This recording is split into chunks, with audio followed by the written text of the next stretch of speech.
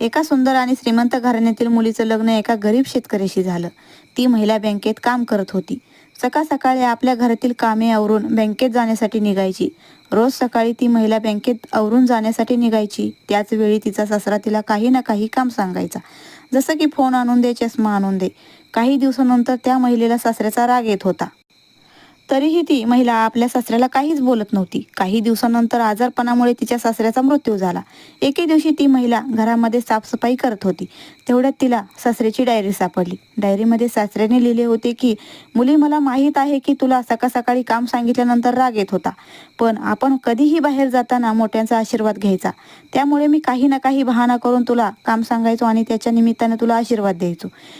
ती डायरी वाचून महिलेच्या डोळ्यामध्ये पाणी येत होतं. या कथेशी सहमत असाल तर जाताना रामकृष्ण हरी म्हणा, व्हिडिओला लाईक करा आणि चॅनलला सबस्क्राईब करा. धन्यवाद.